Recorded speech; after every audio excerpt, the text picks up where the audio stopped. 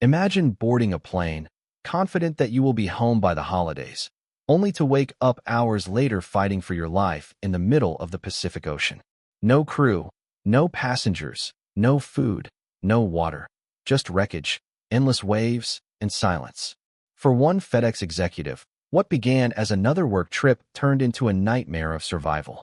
For long years on a deserted island, with only the memory of the woman he loved and a volleyball for company. This is the story of how he lost everything and how he found the will to live. The film is Cast Away, released in the year 2000, directed by Robert Zemeckis, and starring Tom Hanks in one of his most iconic roles. It is not a true story, but it feels so painfully real that many people believed it was. Spoilers ahead, because we are about to walk through the entire journey of a man stranded alone for 4 years.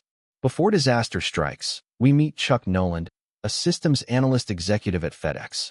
His life revolves around time. Deadlines, schedules, efficiency. Chuck lives by the clock. To him, every package delivered late is not just a delay, it is a failure. We see him in Russia, monitoring shipments and testing delivery times. He even sends a package from Memphis to Russia, timing every second to prove his point. For Chuck, time is the law, and FedEx is his world. But beneath the obsession with work, Chuck does have a softer side. Back in Memphis, he shares a deep relationship with his girlfriend, Kelly. They love each other, but his constant traveling makes their future uncertain. At a family Christmas dinner, relatives tease them about marriage. Chuck laughs it off, but Kelly's eyes show the question lingers. Later that night, she gives him a family heirloom, a watch with her picture inside, as a Christmas gift. Chuck treasures it instantly. Before leaving for his next flight, he hands her a small box. She assumes it is a ring, but he says they will open it together on New Year's Eve. There is love. There is hope. There is the promise of tomorrow. But tomorrow never comes the way they planned. Chuck boards a FedEx cargo plane with 4 crew members. The flight is routine at first, but soon they hit a violent storm. The turbulence is brutal. Lights flicker, alarms scream, and the pilots fight to keep the aircraft steady. Chuck hears the dreadful words, "We've lost communication." Then, an explosion. The cabin tears apart, and the plane nosedives. In those desperate seconds, Chuck clings to anything he can. A pilot tries to secure him, but is injured in the chaos. Then the world becomes water. The plane slams into the ocean, breaking apart as freezing waves rush inside. Chuck struggles for air, trapped in the wreckage, until he finds a raft. He inflates it just in time and is thrown into the stormy night. Lightning cuts through the darkness, showing only violent waves and floating wreckage. The ocean is merciless. At any moment, it could swallow him whole. Hours later, exhausted and battered, Chuck drifts toward an unknown shore. The raft has barely kept him alive. He crawls onto the sand, soaked, bruised, and utterly alone. For now, he is alive. But survival has only begun. When morning comes, Chuck realizes the scale of his nightmare. There is no one else. No sign of rescue. Only the endless horizon. He finds a few FedEx packages washed ashore, along with the heirloom watch still clutched in his hand. Holding the photo of Kelly inside, he whispers her name. That memory becomes his anchor. Chuck searches the island. He climbs to the highest point, hoping to spot another ship or land nearby. But there is nothing, just the ocean on all sides. Days pass. Hunger gnaws at him, thirst dries his throat. He smashes coconuts for water and builds a shelter inside a cave. At night, he stares at Kelly's picture, trying to remind himself why he must endure. One day, while searching the beach, he discovers the body of the pilot who had tried to save him. Chuck digs a shallow grave, burying him with dignity. It is a grim reminder that he is the only survivor. That night, a ship appears faintly in the distance. His heart leaps. He shouts. He waves a flashlight, but the ship does not see him. Desperate, he pushes his raft into the sea, trying to reach it. The waves crush him, throwing him onto sharp coral. His leg is cut badly, and the ship vanishes. Beaten and broken, he drags himself back to shore. The cruel reality sets in. Nobody is coming. Back at the cave, Chuck opens the packages he salvaged. Inside, he finds strange items, a pair of ice skates, a dress, videotapes, and a volleyball. The skates become tools for cutting coconuts. The dress becomes a fishing net. But it is the volleyball that changes everything. After failing for hours to make fire, Chuck's bloody handprint lands on the ball. In his madness and frustration, he draws a face over it. For the first time in days, he feels less alone. He names it Wilson. Wilson becomes his friend, his listener, his companion in despair. With Wilson by his side, Chuck finally manages to make fire. For the first time since the crash, he dances with joy around the flames. For the first time, he believes he can survive. But survival is not simple.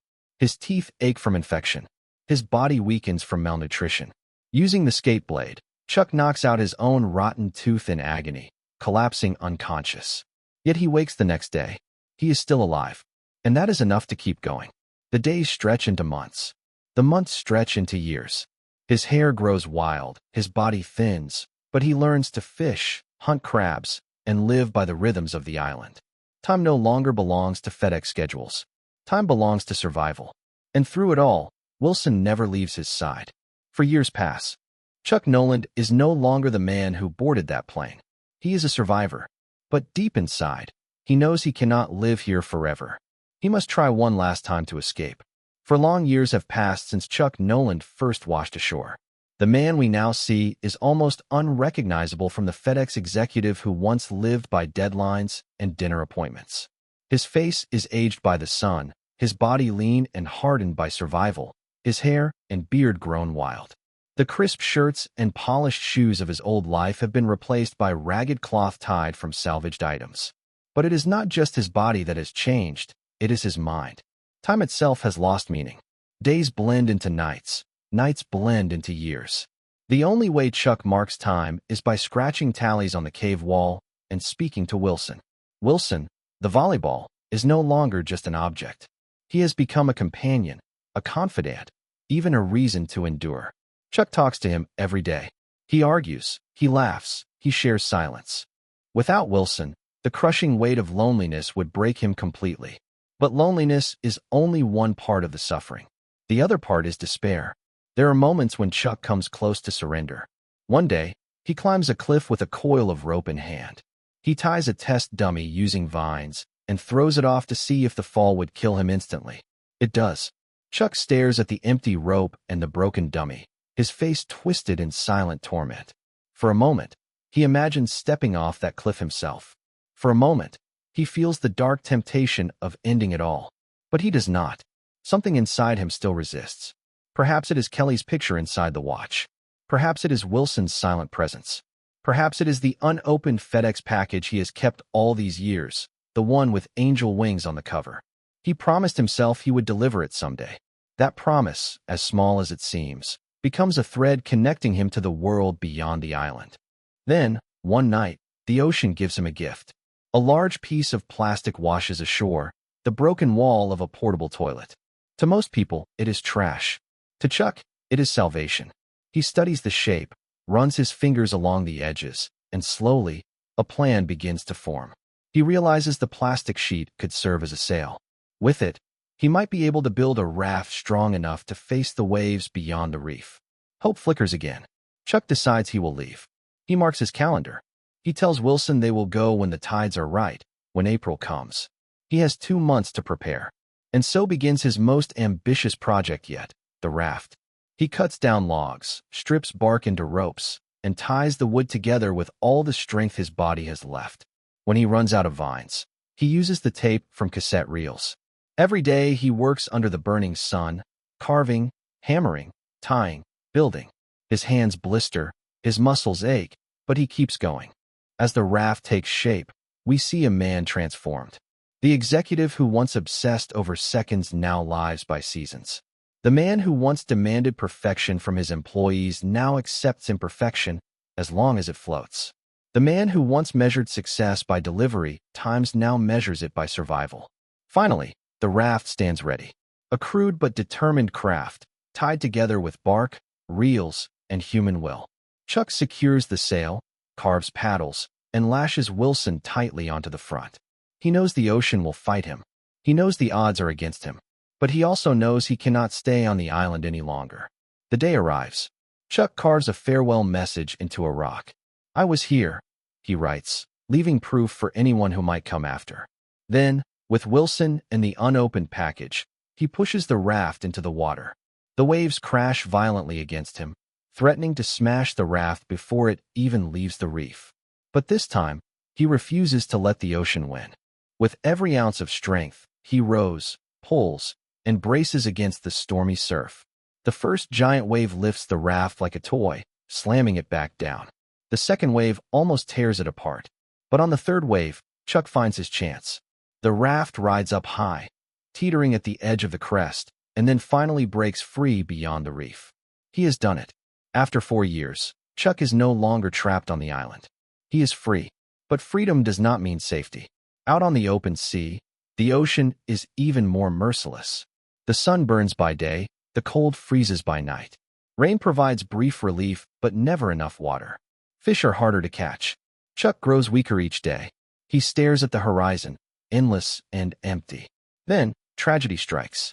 One stormy night, violent winds rip apart the raft. The plastic sail flaps wildly, the ropes snap, the logs split apart. Chuck clings desperately to what remains, but the worst blow is yet to come. Wilson, tied at the front, breaks free. The ball bounces across the waves, floating farther and farther away. Chuck screams, diving into the water. He swims with every drop of energy, his arms cutting through the waves, his voice hoarse from shouting, "Wilson! Wilson!" But the ocean is stronger. The ball drifts beyond his reach. For a moment, we see not a grown man, but a child losing his only friend. His screams turn into sobs. Tears mix with the seawater as he whispers apologies. Wilson is gone. For years of companionship, gone in seconds. Chuck collapses back onto the raft, broken in spirit. He has lost his only friend, his only comfort, his only witness to survival. Yet, even in this devastation, the sea carries him onward. Days later, weak and barely conscious, Chuck lies flat on the raft. His eyes flutter shut. Then, a shadow passes over him. He opens them slowly and sees a massive cargo ship on the horizon. A whale sprays water beside him, almost as if signaling the end of his suffering. Chuck turns, blinking against the sun, staring at the ship that grows larger with every passing second. Against all odds, against all despair, Chuck has been found. For years of isolation end in that moment. The nightmare is finally over. But the greatest challenge is yet to come, not on the island, but back home, where time has moved on without him. For weeks after being pulled from the ocean, Chuck Noland sits on an airplane again. But this time, the man who once lived for travel does not recognize the experience. The seat feels foreign. The quiet hum of the engines does not comfort him. He is not rushing to beat a deadline. He is not carrying a clipboard or stopwatch. He is simply a passenger, returning to a life that has gone on without him. The airline crew treats him gently, almost carefully, as if afraid he might break. And in a way, they are right. Chuck has been broken and remade, not by choice, but by the merciless will of nature. When the plane lands, Chuck's friend greets him. The reunion is filled with disbelief. Everyone thought Chuck was dead. In fact, a funeral was already held in his honor. He was mourned, buried in memory, and left behind. Now he walks again among the living, but he feels like a ghost. The true heartbreak, however, waits just around the corner. Chuck's friend explains that Kelly, the woman who once filled his heart with hope, the woman whose picture he carried for 4 years, could not endure the pain of his loss. She has remarried. She has a husband now, a family, a life that Chuck no longer belongs to. This truth crushes him more than the island ever did. For years, he fought for survival not just for himself, but for her. Every fire lit, every fish caught, every night endured was fueled by the thought of seeing Kelly again.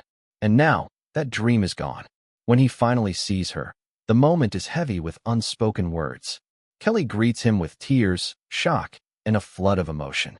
She cannot believe he is real, standing before her. Chuck hands her the old heirloom watch, the one she gave him on Christmas. She is speechless that he still kept it after everything. They talk. They laugh through tears. They even share a kiss, one filled with years of longing. But reality cannot be erased. Kelly has a husband. She has children. She cannot abandon her family, and Chuck cannot ask her to. They confess their love for each other, both knowing it is too late. It is a goodbye disguised as a reunion. Chuck drives away into the night, leaving behind the only dream that kept him alive. In the final scenes, We see Chuck once again with a package in his hands. The very FedEx box he never opened, the one with angel wings, the one that became a symbol of hope on the island. He finally delivers it to its destination. The note he leaves behind is simple yet powerful.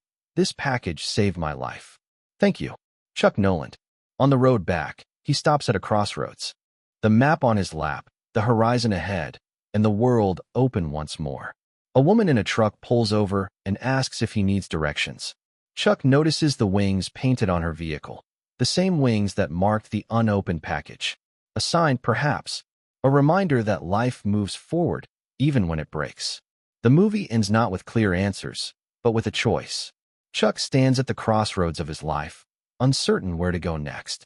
The island took 4 years from him, but it also gave him something he never had before: perspective. The man who once lived by the clock now understands the value of time in a way no watch can measure. He knows what it means to lose, to endure, and to begin again. And so, the story of a FedEx executive who became a castaway is not just about survival on a deserted island. It is about the human spirit, the fight to hold on to hope, and the courage to keep moving even when everything you loved is gone. Imagine yourself in his place.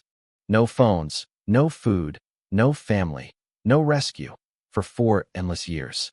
Could you survive? Would you find hope in a volleyball, or would despair win? Chuck's story reminds us that survival is not just about the body. It is about the heart, the will, and the promise of tomorrow, even if tomorrow is uncertain. Subscribe for more movie recaps.